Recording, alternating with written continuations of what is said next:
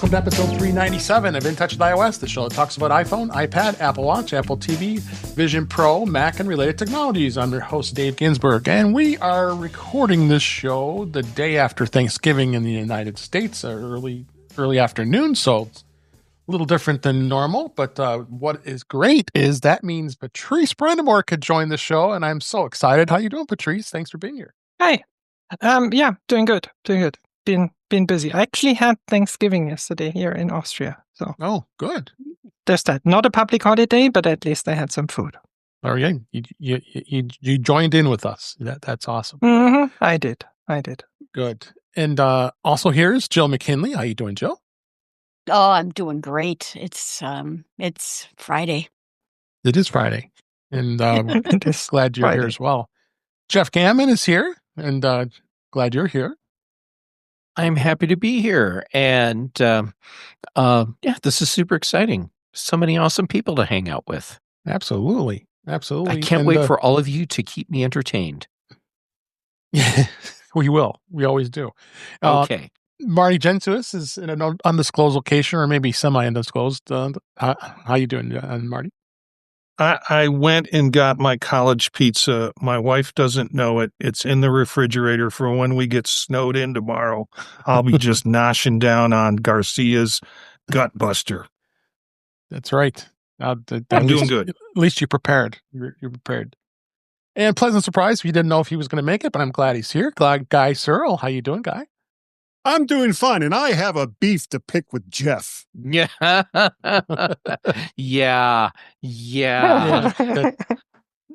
you'll have to walk me beef. through it.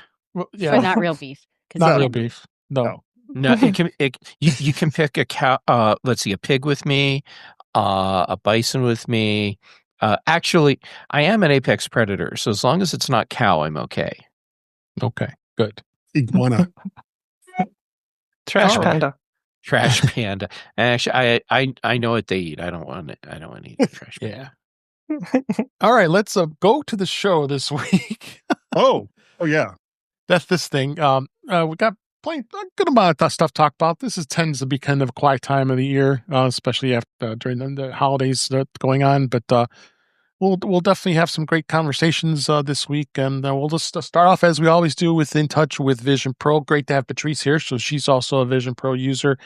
I found some interesting tidbits of things. There's an article in Ars Technica about the author did a review on the M5 review he did. It was entitled "It's Time for Apple to Make Some Tough Choices." He says he still likes the Vision Pro. I mean, and then Vision OS 26 has been working really well.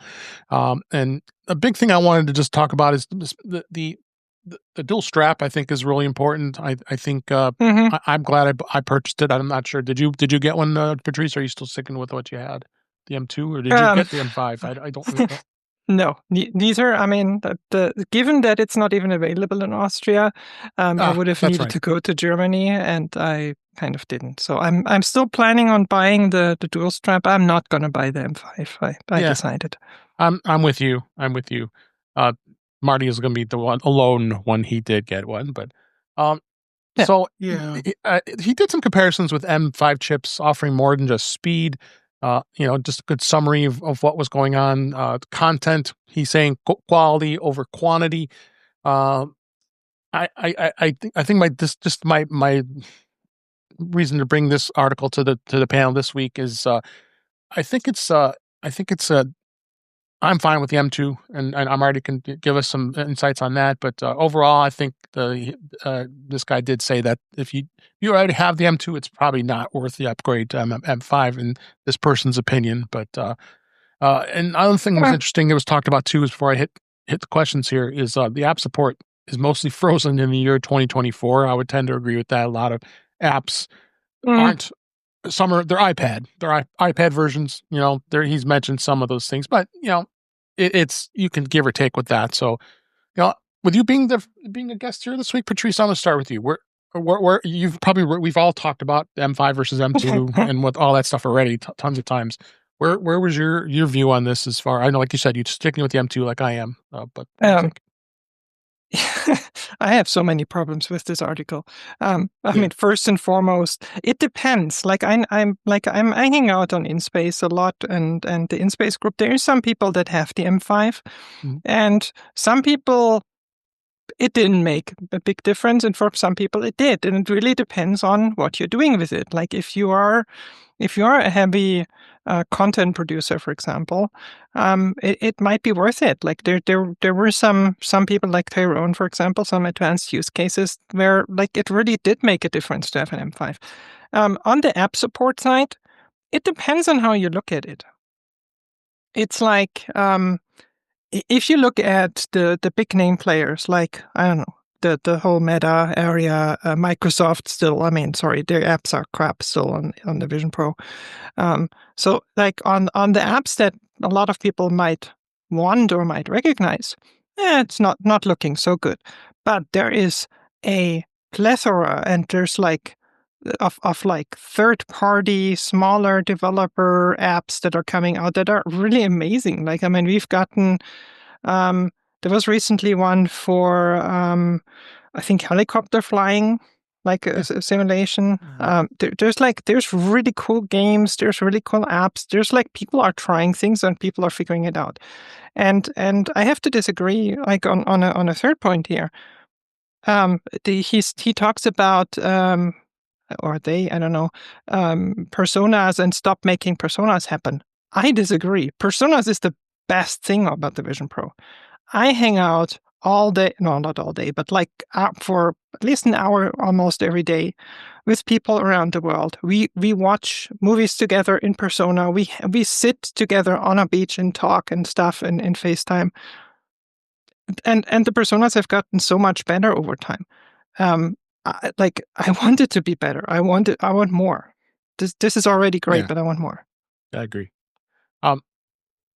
Marty, I'm going to bring you in on this too. Is you've got the M5. You've obviously been able to do a comparison between the two. You still have your M2. Where are you at now since you've had it for a bit?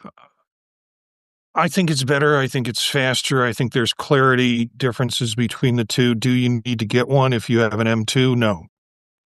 However, I think what's going to happen is this gives opportunities for developers to do much deeper, more complex kinds of apps or programs that will run really nice on an M5 and might run into, it might feel like a 6-cylinder car with 5 cylinders running on an M2, but it's all they're given the opportunity for people to really push this device by having the new chip in it. Do you have to get one to enjoy it? No. I think my problem with this article is there's a lot of hubris in it. The guy is making assumptions about, we're hanging by a thread. And it's all going to collapse on us. Think of first devices in any sort of line. Apple TV. Apple TV in the next rendition of it from the first rendition changed dramatically and it evolved. Now it's hard to say that with MacBooks now because MacBooks have kind of hit the ceiling or come close to hitting the ceiling, and there has to be a different evolution.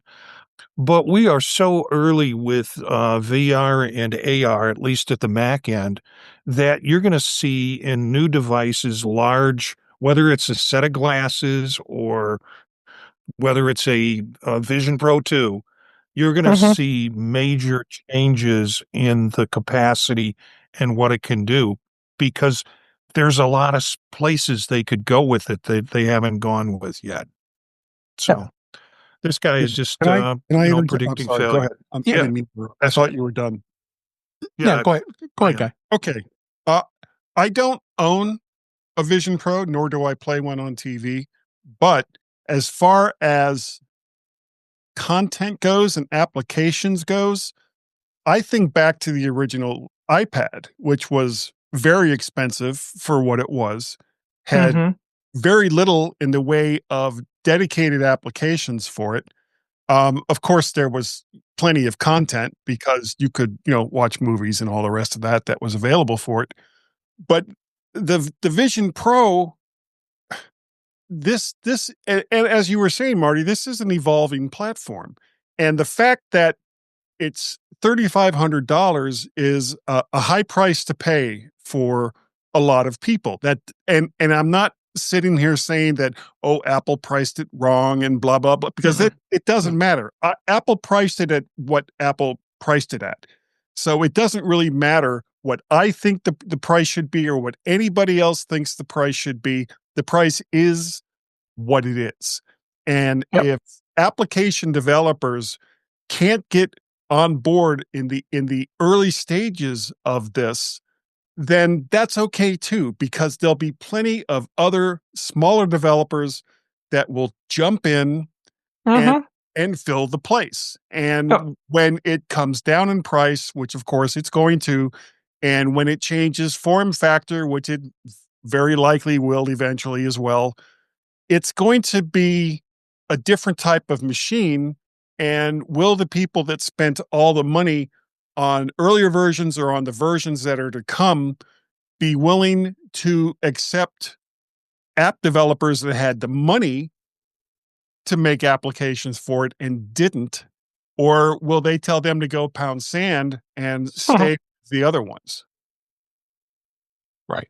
And I don't even have one of these. And I've complained about it in the past and some of the same problems that so many other people seem to have the same kind of opinion on. But to sit there and say, I bought one and I used it for a while and then I put it down and found I wasn't using it, then find someone else to do the damn review. Yes. Samuel Axon or whatever the hell your name is, because you're not qualified. You're not qualified to write a review on a product that you've barely used. No, sorry, I'll get off my soapbox now. No, that kind of, I was looking at the wording in this article and it just really pissed me off. No, I hear you. I have a thought too, if we have time. Yeah, go ahead. Okay, so I read through the article, and my takeaway from it was, hey, this isn't the product for me. And that means it's not the product for anyone. And I'm going to justify why it's a failure because it's not the product for me. But don't worry, when we get to the end of the article, I'm going to make it sound like I'm reasonable and this has been a well-balanced argument, because now I'll say I want it to be a success. And that's what this piece is to me. Yeah. I don't like it. That means no one likes it and it's a failure. But don't worry, I'm being fair about everything. Right. All right. Good summary. Yeah, good summary. A good summary. It's a bad article when both Jeff and I have terrible things to say, not only about the article, but about the person who wrote it.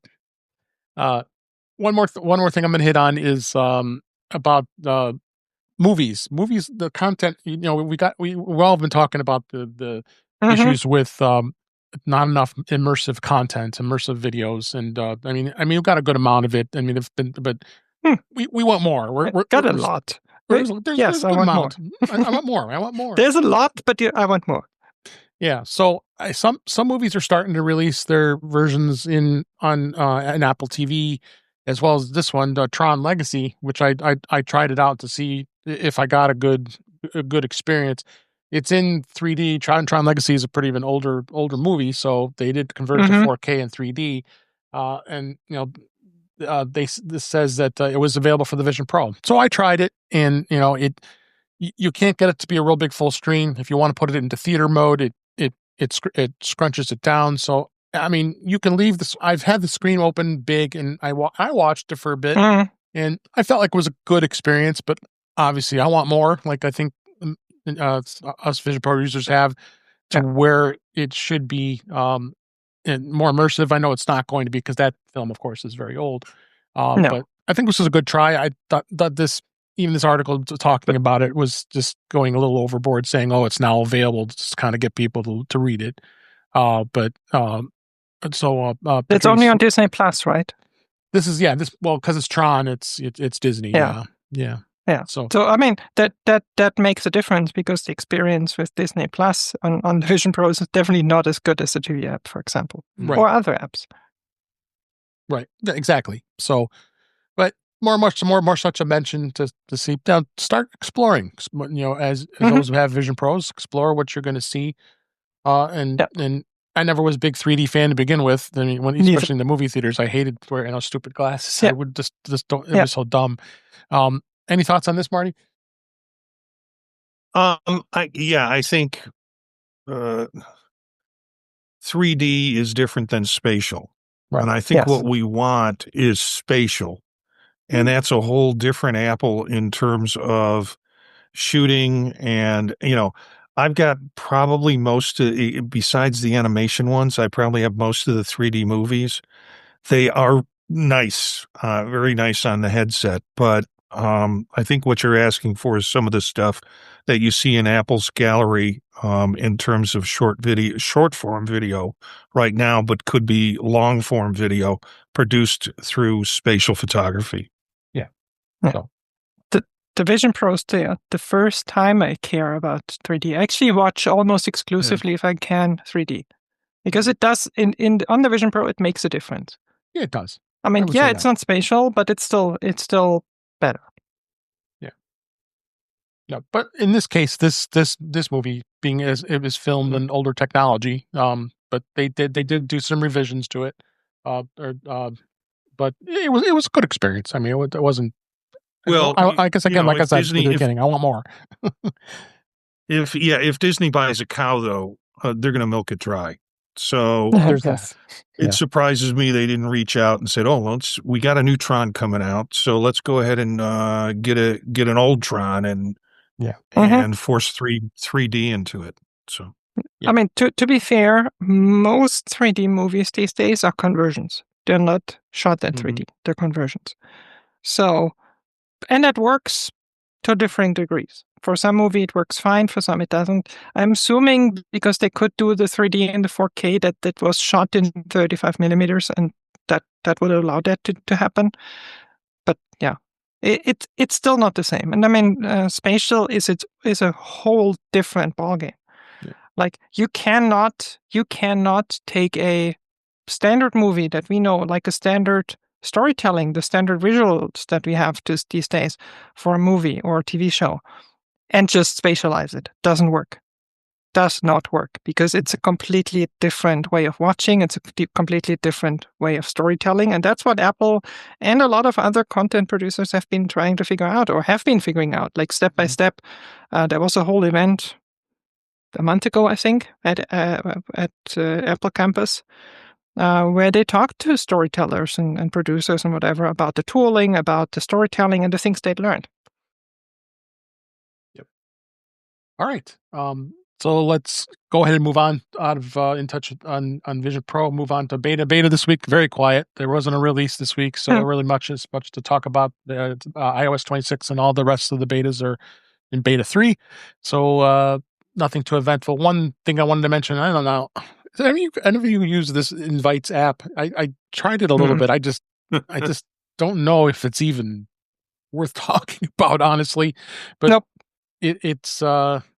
They are putting some more additions to it. Apple seems to think that it's something that is something people are using. As I said, they launched it earlier this year, and on 26.2 they're going to. It's actually a new system-wide feature that's coming that makes the Invites app a little more convenient, I guess. So it's using data detectors as a new shortcut for creating Apple Invites events.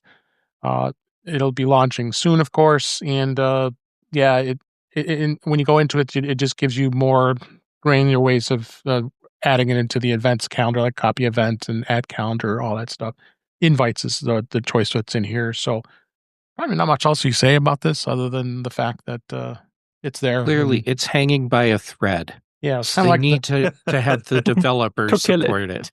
It's kind of like it's kind of like the Clips app that went away. So, I mean, but actually, the Clips app was being used by people. So I don't know. This might. I mean, we might simply not be in the target audience for that, and who knows.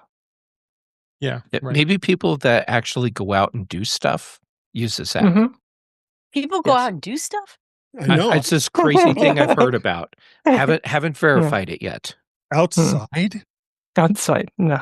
It's I know, it's crazy. Where do you put your monitors when you're outside? Well, so you have a travel monitor you bring with you. True. Oh, Wear a headset. Oh, there's that as well. Or get special contact lenses. So Vision Pro is Apple's way of trying to get us off our butts and outside. See, that's why it's going to be a failure. Because we're not going to get off the We're couch. not going outside. Sorry, anybody. Apple. So let's move on to Dave. You poor patient man. Just making it laugh. Anyway, let's go ahead and move on to In Touch with Mac this week. I found a couple interesting topics to discuss here. Storage has changed and evolved quite a bit over the years. And I found this article here talking about storage types. He's saying I think it no longer makes sense in 2025. You know, I can put it out to the panel here and see where we're at here. Start off as USB sticks. I probably see them being used less and less. They do find there are a place for them, especially to create bootable drives on the Windows side of things, and storage and having them convenient and easy. Because people would have really tiny ones like 32 and 16 gigabyte ones, and now you can get bigger ones up to 256, 512, one terabyte, but that gets too costly.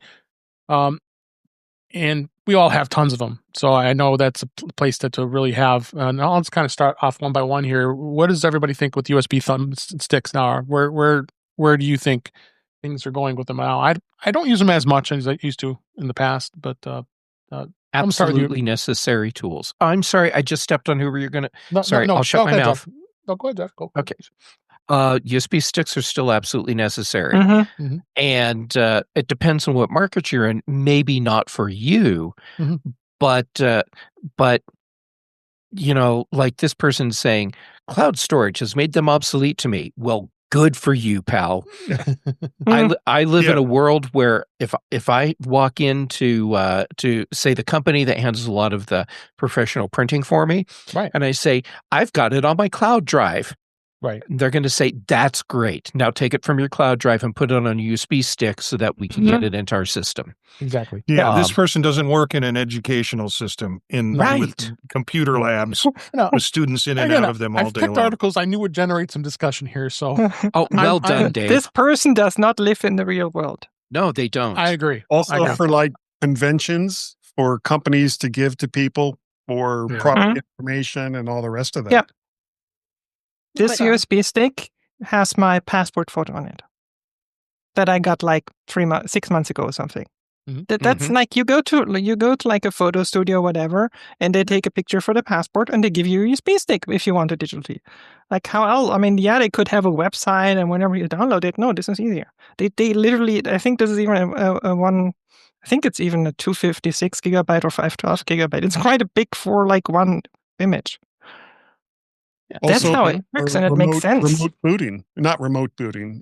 Your whatever drive you have in your machine dies. And oh yeah, I have a box of them still.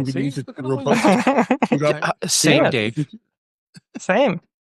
So for me, sorry, Jill. Go ahead. Go ahead, Jill. Oh, that I work in medical technology, and it has been banned from every company.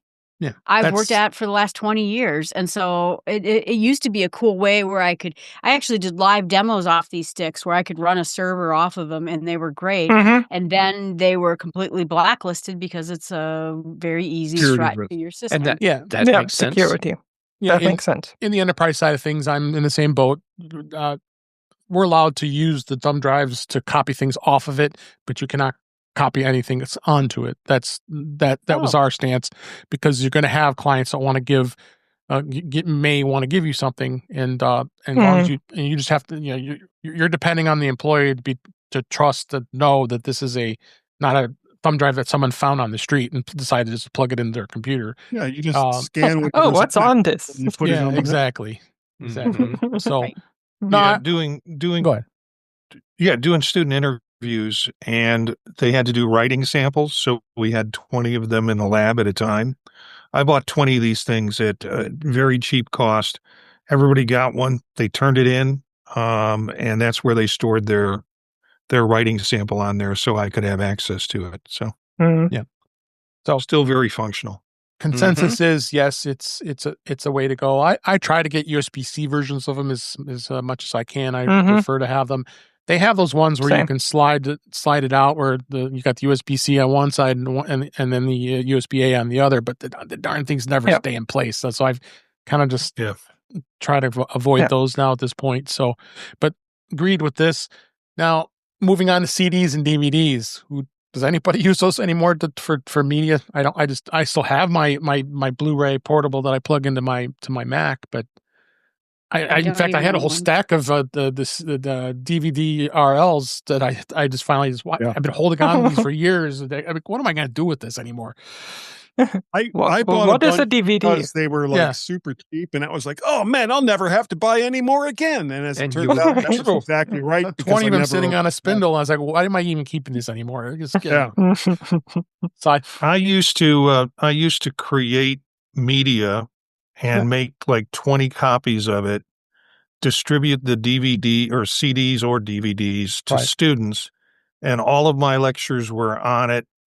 We did something completely different in the classroom. Now the only use I have for them is creating playlists for my girlfriends from the 1980s. That's right. So I think we have a consensus there. I'm going to be a contrarian, but not completely. Okay. I do have a short stack of CDRs or CDRWs, I don't know, around somewhere in case I need to burn a disc. However, they're probably old enough that the chemical substrate has died and I actually can't use them. Now, as far as CDs and DVDs and by extension Blu-rays being dead, to me, absolutely not. I still buy physical media for music and movies. So as an example, I went to a small venue concert a couple weeks ago, and I did exactly what I do when I go to all these small venue events. I go up to the merch table, and the first thing I do is say, "Do you have any albums for sale?" And when they say yes, I buy an album, because that's the best way that I'm going to be able to get the highest amount of money into the artist's hands. It's not through streaming, anything like that. And so I have a stack of indie albums that I do rip because I still have a super drive and put them in music on my Mac. So yeah.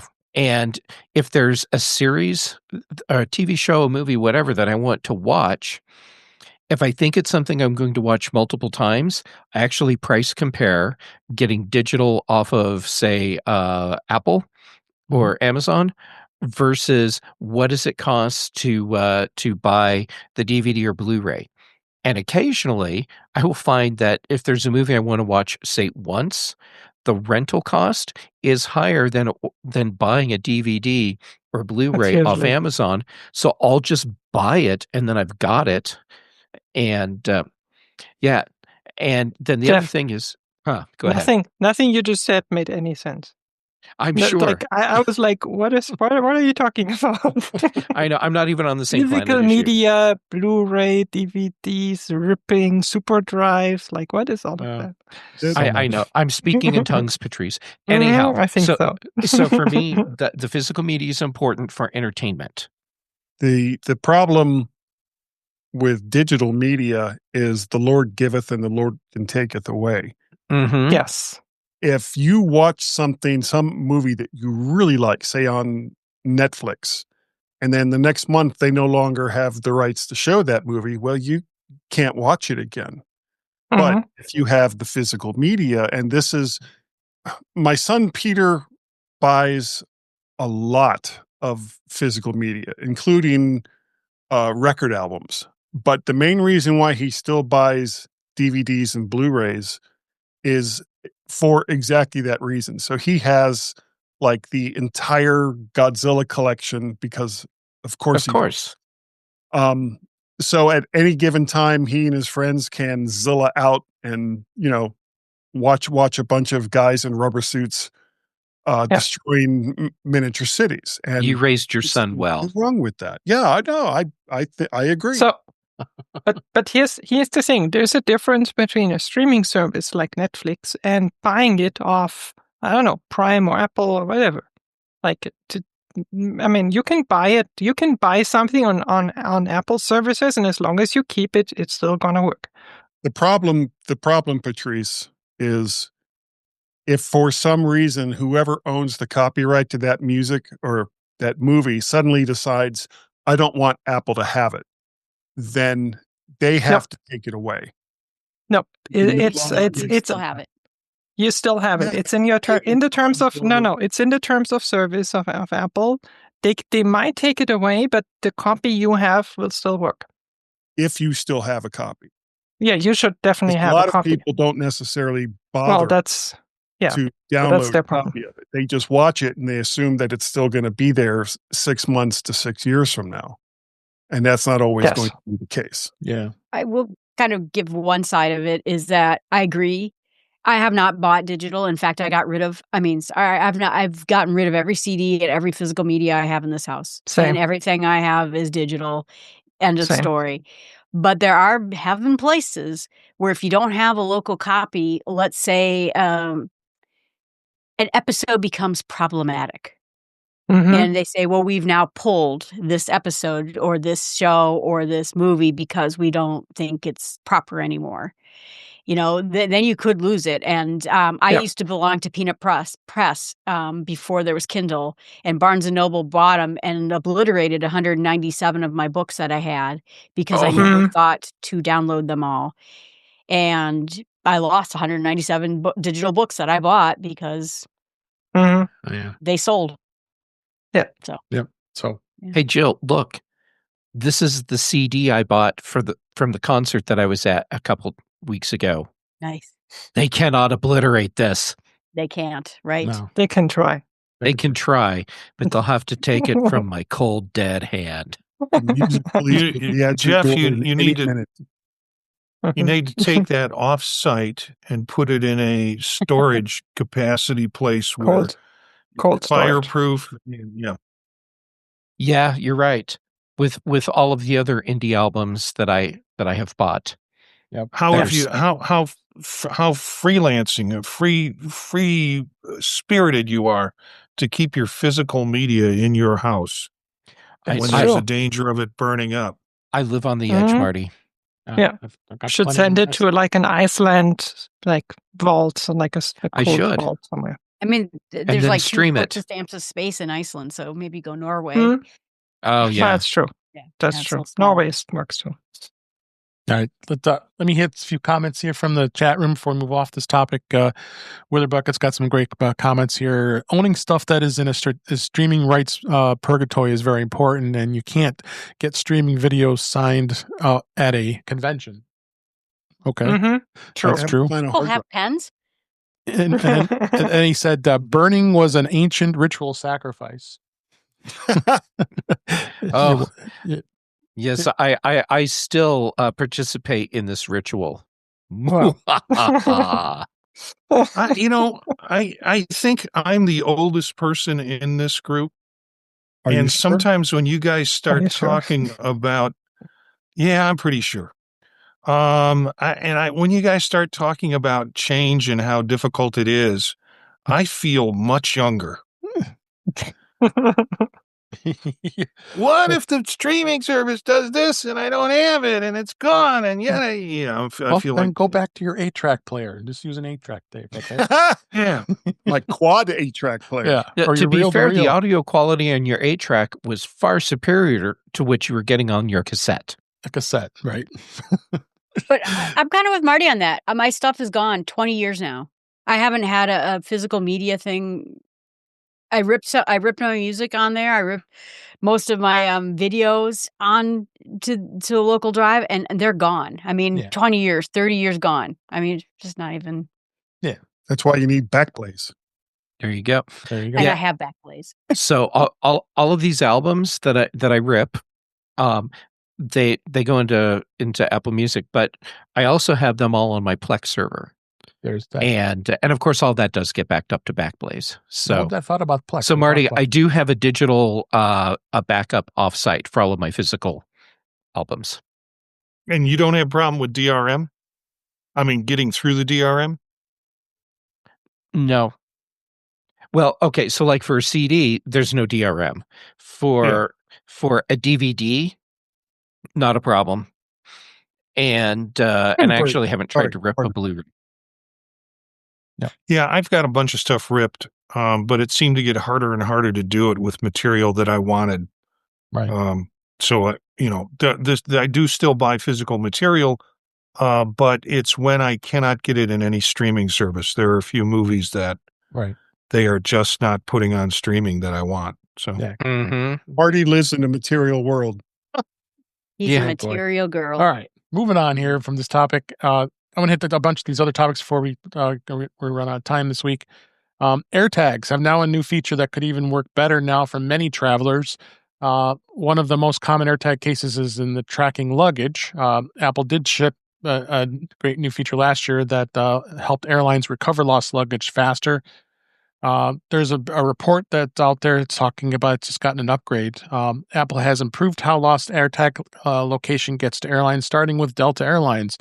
If you have an AirTag for tracking luggage, you can now privately and temporarily share the AirTag's location with select airlines for help that airline staff can find that lost bag fast. Airline support has been rolling out all of this year, and now it seems like Apple has now worked behind the scenes to make this feature even more effective. And they go on about what the tool was developed with Delta Airlines, with giving them the access to this location temporarily. You can enable that when you travel, and I think this is great to see things are starting to evolve with the AirTag even more. Marty, what do you think on this? Yeah, I think that it's one of the more viable things that they're doing with AirTags. AirTags, for me, has had a slower evolution than it could possibly be, and these little things make it much more useful. And I've been able to turn on aspects of AirTags in terms of Find My that I couldn't do in the past. So I think it's very cool. Yeah, Patrice, you travel a fair amount. What do you think about that? I mean, I don't know. I mean, it's like I've probably never traveled with an airline that lost luggage. The couple of times where my luggage didn't make it, they knew exactly where it was, and it was already on the way to me, basically. Mm-hmm. So I don't know. I mean, it's probably helpful to be able to share it, but I'm not sure it's a big deal. But then again, I don't fly like on United or something like that. Southwest, all of them. Frontier. Okay, that is true. Frontier, yes. Yeah, Frontier, oh God. Oh my God. Back in the day, I used to fly Pan Am. Yeah, I was on going my back way a ways. Africa, as a matter of fact, and we went through Belgium, and we were so late getting there because of Pan Am that we had to spend the night in Brussels, and it's like, oh, how horrible is that? But they couldn't tell us where our luggage was, and I'm 6'6", and I wear size 16 shoes. And I told my boss, I'm not going to Africa unless I know where my clothes are, because I can't just go to a Target or, whatever in Africa and buy new clothes that's going to fit me. So that was fun. No AirTags back then. That was the 80s. Yeah. Yeah. And the Same 80s, thing with me. Continental. Yeah. Jeff, Jill, you have anything you want to add to this? Here's my take on this. This is yet another example of airlines expecting other companies to make up for their own failures. We should never, ever have to be thinking, wow, this is really cool that Apple's making a thing that allows us to track our lost luggage. The airline should not be losing your luggage. The airline should not be kicking holes through the sides of your suitcase. Or Anyhow, yeah. That said, thank you, Apple, for doing yet another thing to make it easier for people like me who have lost luggage in situations where it's like, we have no idea what happened to your luggage. And then maybe if you're lucky, a week later, this suitcase shows up. Both times my luggage was lost. It was lost, and I was ready to give up on it. And then, then like 3 weeks later, there's a suitcase on the front porch. Like no alert or anything. Just a suitcase beat to hell on the front porch. It's like filled with CDs. Interesting. Filled with CDs. Full of CDs. CDs. Oh, okay. I always think I have a show give the title. My luggage is story. filled with CDs. Yeah. I always give the story about when my luggage was lost and I saw it sitting outside of Denver's Gate 25. And I called them and I said, no, I literally see it sitting there. And he goes, well, we will get it on one of the next 2 flights. We'll get it on the next flight over to Sacramento. Great. And I watched the plane on my phone take off with my bag still sitting at Gate 25. And so I called him and I said, you said you're going to get it on there. It's literally, you can't see that. You can't know. We put it on there, I'm sure. And I'm like, I literally see it just sitting there at Gate 25. Please put it on the next flight or I'm going to have to go business on natural. So nope, get it on there. Yeah. Yep. And it helped because then, you wouldn't have gone and looked, and Yeah. So the big takeaway for me is always travel with Patrice. Even if your luggage gets lost, it's going to show up right away. Yeah. Travel with airlines that you can trust. No, I do have AirTags on all my luggage. So it's not that I'm like, I don't need an AirTag. I'm just lucky that I've never needed it. Yeah. We'll knock on wood for you.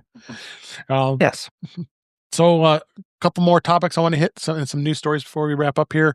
Pocket Casts. This is one actually my favorite app that used to aggregate podcasts. Just now added a new smart playlist feature to organize your podcasts.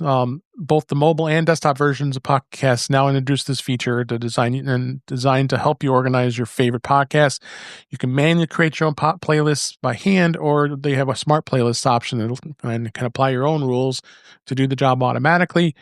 It's available for the current versions of both on the iPhone and on the Mac, and you can do like both ways and be able to go through this. And we've got some steps here. It's nice to see that I see a podcast aggregator like Pocket Cast as being proactive at doing things to make things a little easier. Because I don't know, the Apple Podcasts, I'm not sure who uses that. I've just become less and less of a fan of it. It's just hard to organize and have the things that you want to listen to, and then you make sure you turn it off. You don't want to download every episode and fill up your drive and those kinds of things. So, Jeff, I'm gonna start with you. What do you don't use Pocket Cast, right? I don't know if anybody else here does. I'm not using Pocket Cast, but the way I consume podcasts, my podcast aggregator, that's all my friends. And they send me a link to episodes of whatever I should listen to, and then I just listen to the one thing. So that said, having a tool where I can go in and set up a smart playlist that says, I want to hear every show that Joe McKinley is showing up on, and then just have my Jill list. That I can see would be super cool. And so everyone go make your Jill list right now.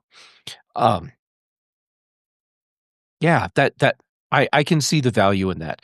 And a podcast aggregate app that doesn't just automatically start downloading every damn episode and fill up your device.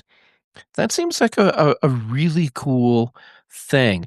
Maybe Apple should steal that feature from everyone else. Yeah, exactly. Guy, go ahead. They will. You're excited about this. What do you think? You don't think anything? I don't think he got you. Or can't hear me? What about the guide list?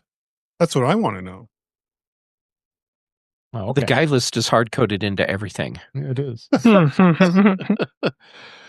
Marty, Patrice, you got any thoughts?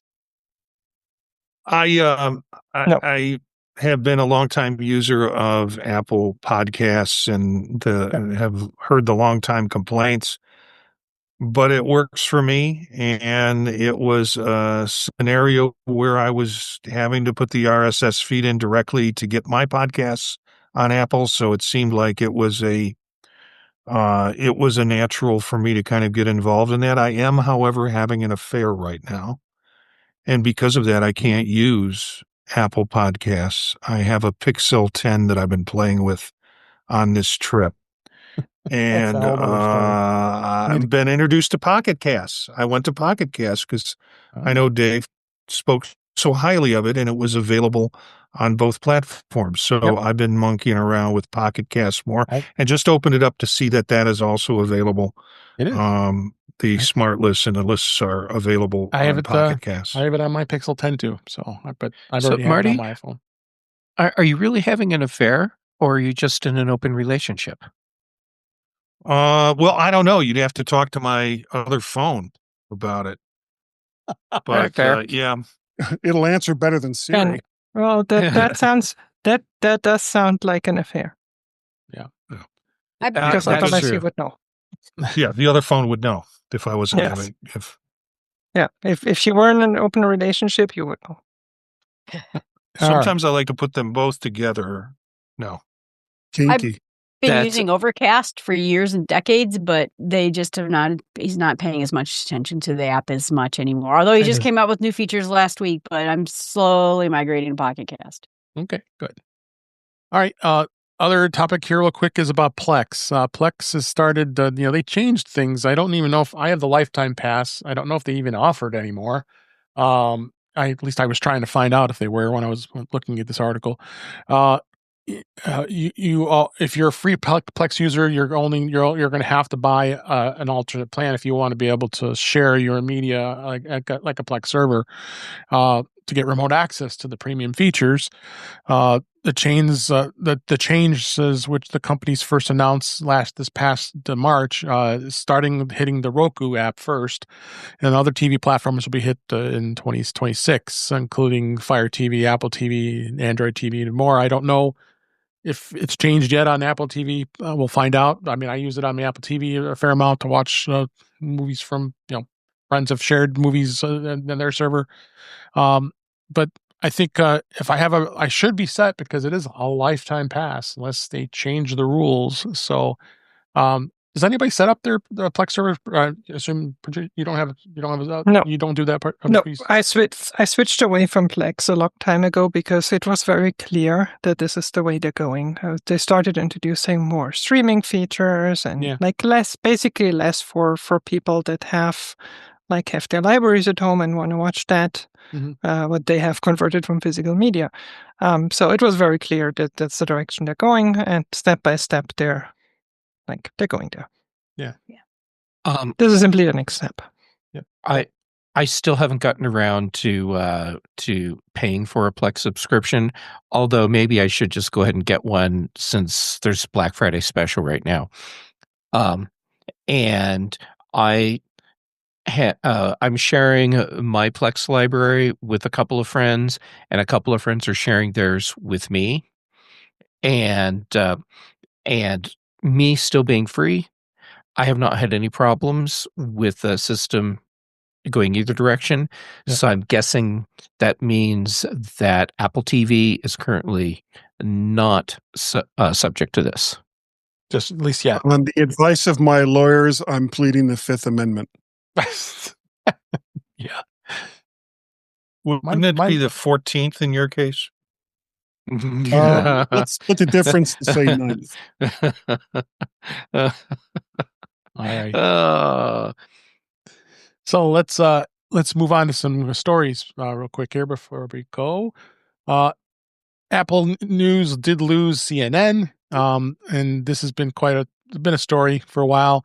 And they quietly removed all their stories out of News Plus or News. You can't read any of their content anymore. They're putting everything behind a paywall. The network's offering a $29.99 per year articles only tier and a $69.99 per year all access. Combines written stories with its streaming service. And major news firms, including People Magazine, Condé Nast brands, are leaning into Apple News, where other media companies have been cautious about adopting the platform.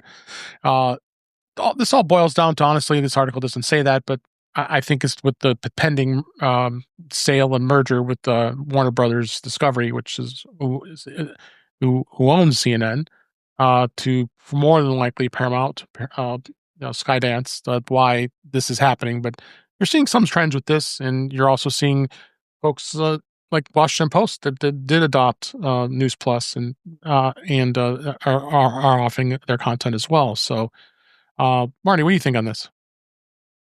I have not been a fan of CNN for a long time. Yeah. I'm not crying over this. No. And I think there are other sources for news that are much better. I was pleased with the Washington Post because I was paying for the Washington Post up to that point. I'm on and off with the Washington Post. I'm a regular New York Times subscriber.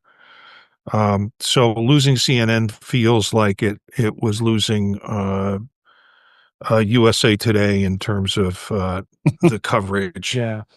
USA Today. It's like it's barely read that ever. McNews. McNews, yeah. It's why they called it Chicken Noodle News back in the 90s. Yeah. Oh my God. Yeah.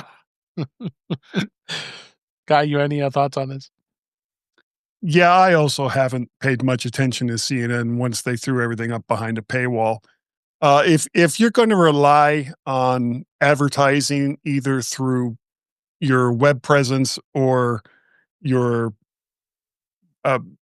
TV presence, whatever you want to say, don't put it up behind a paywall. This is ridiculous. And the moment I see, like, the same thing with, like, I think Business Insider, the moment I see that white banner come up, it was like, okay, that's another one I can just go scratch, and they will never have my eyeballs look at their content again. Yeah. Patrice, what do you think? Well, I can summarize it in one word: meh. Yeah, that fits it. That fits don't care. Really, what everybody said. Don't care. Yeah, it's at CNN. There has been network at this point. Yep. So with all the changes going on, MSNBC's now MSN Now. News Nation's become very popular in the United States. So they got way too much competition today that they're trying to. This is their way of doing things. I don't know how well it's going to be successful. Yeah. So. Yeah. Then again, if they ever do a, what was it called, News Night with what was it, Will McAvoy, I would watch that. Yeah. So the Spotify is planning on doing a price increase for U.S. subscribers. They've already got the planning in place to their next increase. This is according to a report. The company previously raised the price for subscribers in the U.S. last year in several markets, and Spotify hiked prices in August. So they're planning to raise in the first quarter of 2026. It cites that there's no official thing here right now, but this is obviously going to be a thing. Spotify currently costs $11.99 in the U.S., where Apple Music goes for $10.99. So it's only $1 difference if you're paying, monthly. So I think the wars will continue with the music services between Spotify and Apple Music. I'm in the Apple One bundle, so it really doesn't affect me much. But you can buy it for the whole year. I don't know if Apple's raised it or not, like $100 for the whole year. So that's not too terribly expensive. Anybody have any thoughts on this? I don't like Spotify, I'll be honest. I don't like their interface. I don't like how they do things with and I think the big thing is the way they pay royalties to the artists. It's not great either. So yeah, they're terrible with the artists, and bought podcast, ended the podcast, hired new hosts for the same podcast. Yeah, terrible stuff. Wow. Mm-hmm. Anybody else want to add anything to this? Yeah, I am currently, and I have this with a few services where I'm paying for similar services, and this price creep has made me think, it's probably time to drop one now. Yeah. And so I think, besides all the other reasons, a lot of my podcasts go through Spotify in terms of it. And I kind of felt a need to kind of support that process. But with the price creeps up and, the fact that I'm getting this, although it's not, in my mind, it's not as optimal as what Apple Music is not as optimal as what you can do with Spotify. And I certainly have lots of playlists there. I think it's time maybe to say goodbye to one of the sister wives. Yeah. I had a quick look at their financials, and I mean, I know that a lot of labels or whatever want more money from Spotify, but when I look at their financials, I'm like, I think they could afford it. Yeah, I'm mostly upset that they haven't bought my podcast and replaced me as a host. We all are, Guy. Yeah, I would think so. No, wait. Yeah, well, they are hosting it for you. Yeah, they are. So we'll see. This continues to evolve, and we'll just see how it goes here. This one's kind of funny.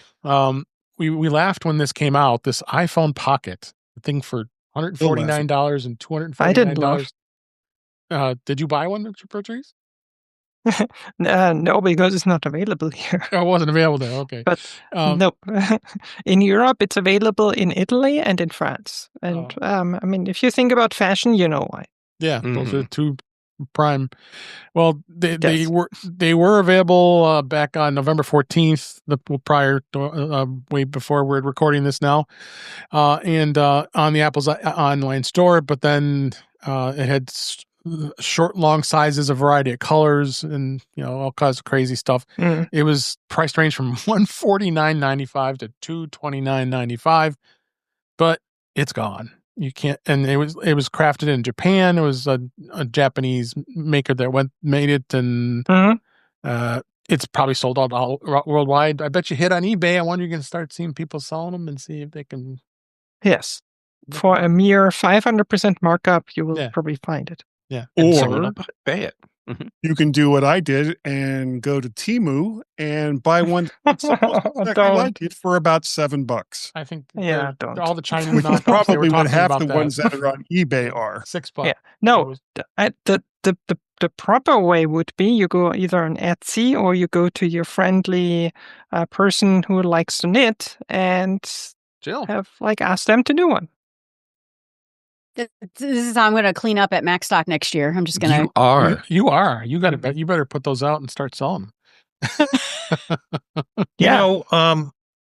Apple also came out with that iPhone kind of holder. Weird. That to me looks like packing foam. And they're selling them for like $70. Those sold out in both colors that they have out. And of course, we all love and remember the iPod socks too.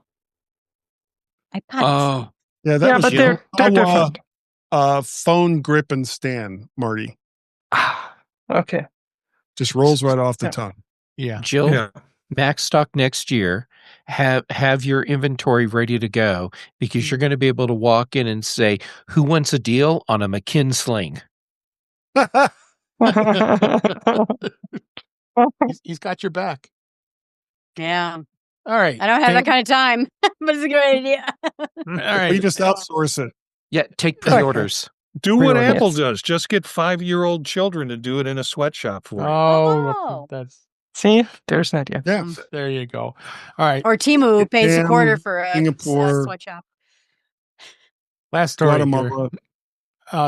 Charlie Brown's Thanksgiving. You'll need an Apple TV subscription. And it's probably going to be with Christmas and Halloween and all the other peanuts videos that they now have the full rights to.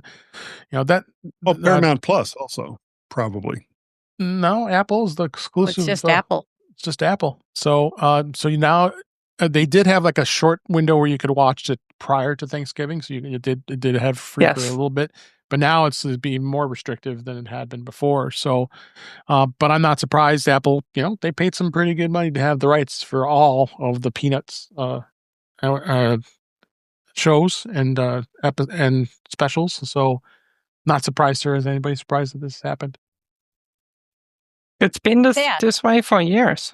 Yeah. Well, as long as they don't take away the Rankin Bass Christmas one with the Rudolph, Rumble and the dentist elf and Rudolph and all of that. Yeah, that's different. CBS was doing that. I don't know. I don't know where that's going, but another story. Yeah, but now you can watch a Paw Patrol Thanksgiving.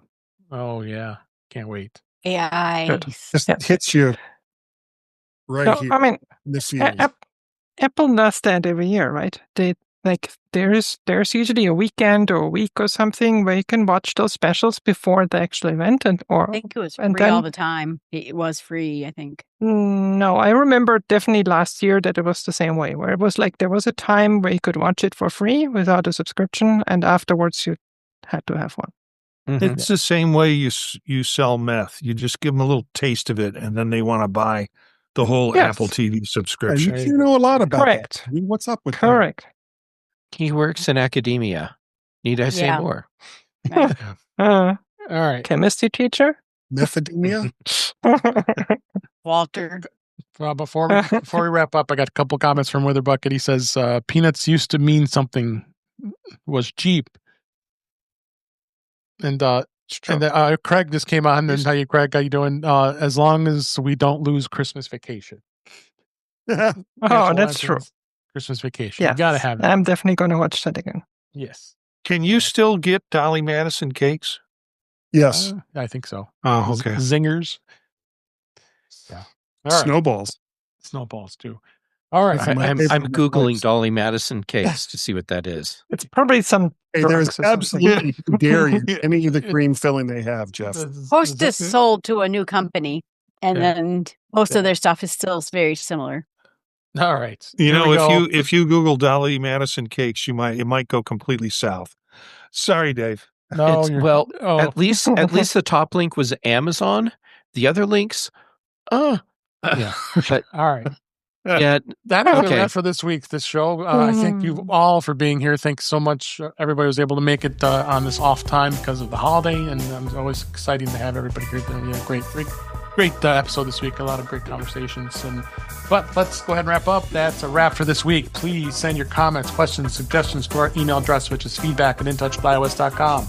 You can follow us on BlueSky and on Mastodon at InTouchWithIOS. And InTouchWithIOS is actually on Patrice's server, Tech Hangout.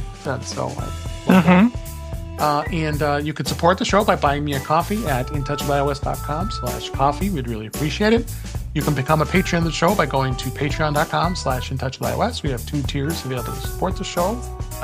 We would really appreciate it. Make sure you like, share, and subscribe so you're notified when we're live streaming, usually Thursday nights at 8 p.m. Eastern, 5 p.m. Pacific, on our YouTube channel, which is youtube.com/intouchwithios, where you can watch the current and past live streams as well as listen to past shows. You can subscribe to the show in your favorite podcatcher, including Pocket Casts we talked about. We put that in your playlist, as well as Overcast, Apple Podcasts, and many others. But better yet, just go to our website, intouchwithios.com, where all the links to all the ways those enjoy us are there. I am Dave Ginsburg, and you can find me on BlueSky and Mastodon at DaveG65. Patrice Brend'amour, thank you so much for being here. It's always a pleasure to have you when we can, and we hope to get you back again soon. Thanks for having me. Where can you find her? British Tech Network every week with a certain Jeff Gamet and Dave and Marty, some other people. Everything I'm doing on my website at thepatrice.com, and Jeff and I have a little rewatch podcast where we rewatch retro TV shows.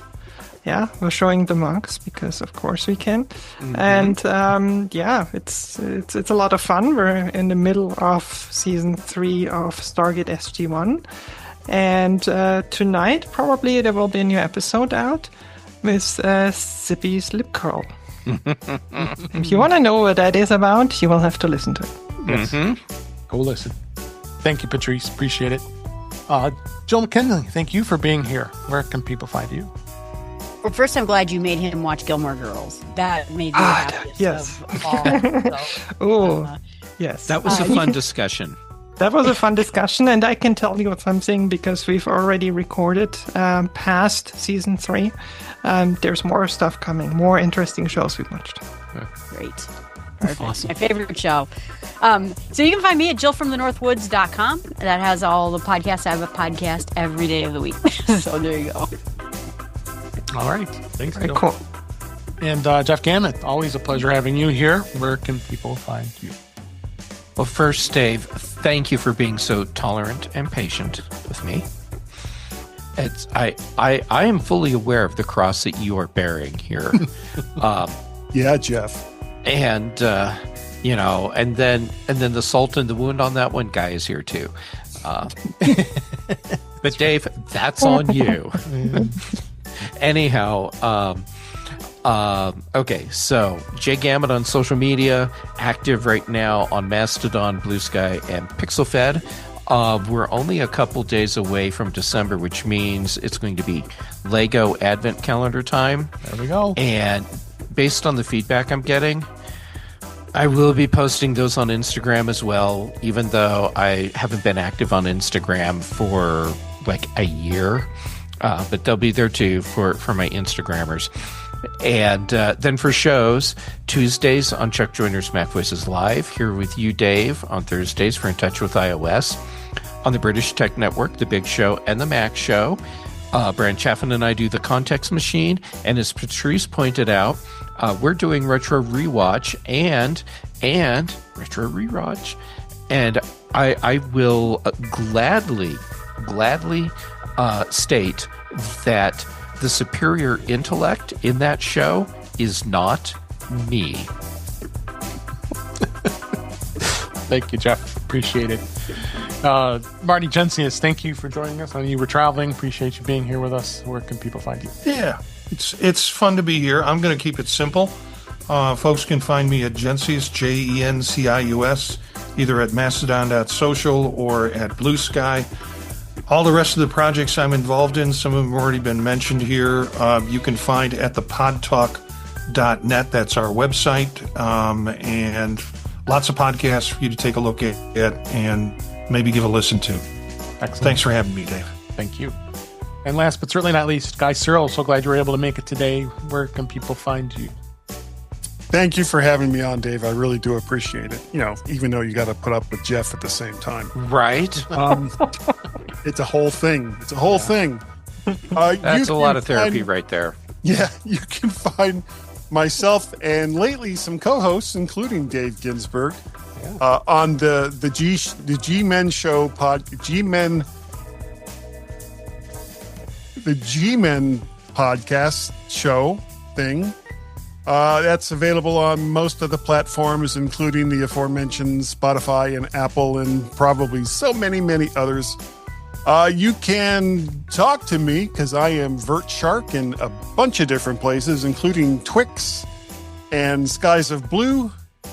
And I am also Mac Pettit in most of those as well. You can contact me via a Google Voice number, which I won't say here because I can't remember it off the top of my head, so I don't know why I brought it up. You're just taunting us. Yeah, yes. Yeah. Just listen to the G-Men show, and you will get it. You will get it all. I also have Guy's Daily Drive, which is more of an archive thing going on right now. I'm still in 2018 as far as those past ones go, and I'm still at just one show for the oh God, I can't. What the hell was the name of it? See, that's bad when you can't remember the name of your own show. That is really, really bad.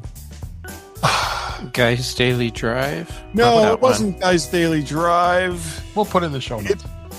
It's got AI in it, and I can't remember the name of it off the top of my head. But that's okay because I only have one episode out. Right. And that's about it. Thank you. Thank you, Guy. Oh, Guy, it's the one where you're putting out all the stuff with the stories you're creating. Yeah. Right? Yeah.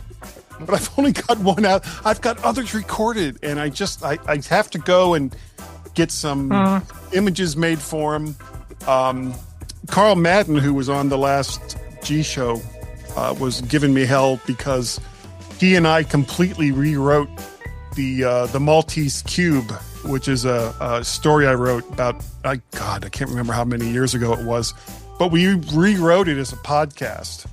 And it's hard to find people that have pretty good quality audio equipment and are willing to sit down and record for however long it takes to record those bits. Yeah. So someday the Maltese Cube will be put out as a podcast. All right. So we look forward to it. You can find the book though over on Amazon. I just remembered that. There you go. Well, everybody, thanks for listening. Thanks for watching. Appreciate the support. We're going to be a couple weeks away from the 400th episode. Won't be too far away here. But we'll be back next week. But until then, again, thanks for watching. Thanks for listening. And we'll talk again soon.